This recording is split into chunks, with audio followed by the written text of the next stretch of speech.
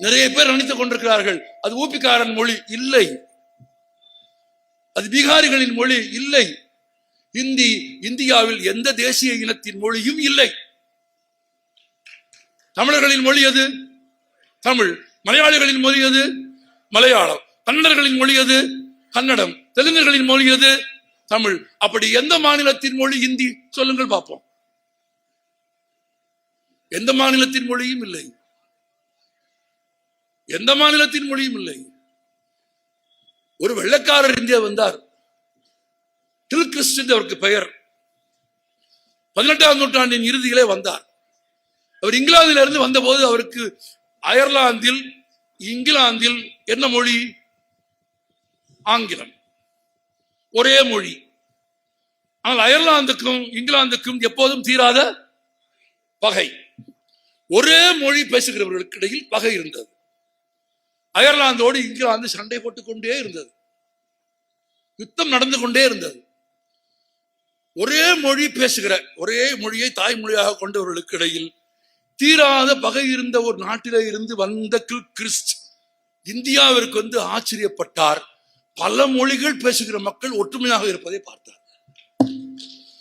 ஒரு மொழி பேசுகிறவனை சண்டையிட்டுக் கொண்டிருப்பதை பார்த்து அந்த சண்டையை நூற்றாண்டுகளாக தீர்க்க முடியாத அவர் ஒரு மொழி பேசுகிறவனே பகையாக இருக்கிற போது, இவன் உருது பேசுகிறான், அவன் இந்துஸ்தானி பேசுகிறான், அவன் சமஸ்கிருதம் பேசுகிறான், இவன் ஒரியா பேசுகிறான், அவன் போஜ்புரி பேசுகிறான், ஆளுக்கு ஒரு மொழி பேசுகிறார்கள், ஆனால் இணக்கமாக ஒற்றுமையாக இருக்கிறார்கள். வேறு வேறு மொழி பேசியும் ஒற்றுமையாக இருக்கும் இவர்களை ஒற்றுமையில்லாமல் செய்வது எப்படி என்று ஆழமாக யோசித்து, ஆங்கிலத்தில் சொல்வார்கள் டிவைட் அண்ட் ரூல் என்பார்கள். அது டிவைட் அண்ட் ரூல் அல்ல, டிவைட் அண்ட் மிஸ் ரூல். முறைகேட்ட முறையில் ஆள்வதற்காக பிரிப்பது.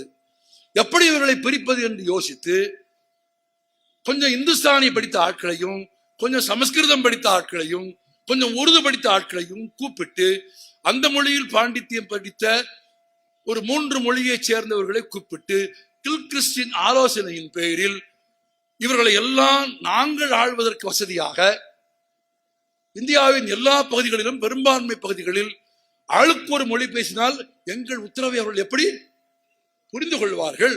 சிறந்த அடிமைகளாக அவர்கள் எப்படி இருப்பார்கள்? எங்களுக்கு சிறந்த அடிமைகள் வேண்டும், நாங்கள் சொல்வதை புரிந்து கொள்ளுகிற கிளிகளாக இருக்க வேண்டும், நாங்கள் பேசுகிற மொழியையே பேசுகிற கிளிகளாக அவர்கள் இருக்க வேண்டும் என்றால் அதற்கு ஒரு மொழி தயாரிக்க வேண்டும் என்று 244 ஆண்டுகளுக்கு முன்பு இந்த நாட்டிலேயே இருந்த இந்துஸ்தானையும் உருதும் சமஸ்கிருதமும் புலமையும் கொண்ட சிலரை விலக்கி வாங்கி வாடகைக்கு அமர்த்தி அவர்கள் தயவோடு கிறிஸ்துக்கும் அந்த பண்டிதர்களுக்கும் பிறந்த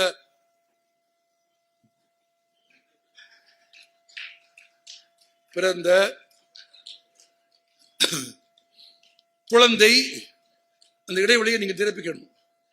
இந்தி, நான் இப்படி சொல்வது அந்த மொழியை படிப்பதற்காக அல்ல, அந்த மொழியின் வரலாறு.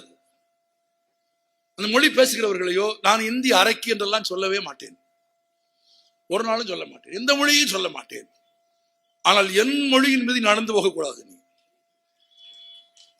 என் நாவில் கை வைத்து என் நாக்கில் பூண்டை தேய்த்து உன் மொழியை நான் பேச வேண்டும் என்று நீ நினைக்க கூடாது. அது 1937 ஒரு முறை வெள்ளைக்காரர்கள் இந்த நாட்டை விட்டு போவதற்கு முன்பே தேர்தலில் வெற்றி பெற்ற ராஜாஜி செய்தார். 37 பள்ளிக்கூடங்களில் இந்தியை படிக்க வேண்டும் என்றார்கள். மிகப்பெரிய போராட்டத்தை தமிழகம் நடத்தியது. அந்த போராட்டத்தில் 3 ஆண்டு காலம் சிறை தண்டனை பெற்றவர் தந்தை பெரியார். நன்றாக நினைவில் வைத்துக் கொள்ளுங்கள், வரலாறை யாரும் மாற்றி எழுத முடியாது. தமிழ் மொழிக்கான போராட்டத்தில் நீண்ட நாள் சிறை தண்டனை பெற்றவரும் நீண்ட நாள் சிறையில் இருந்தவரும் தந்தை பெரியார் மட்டும்தான்.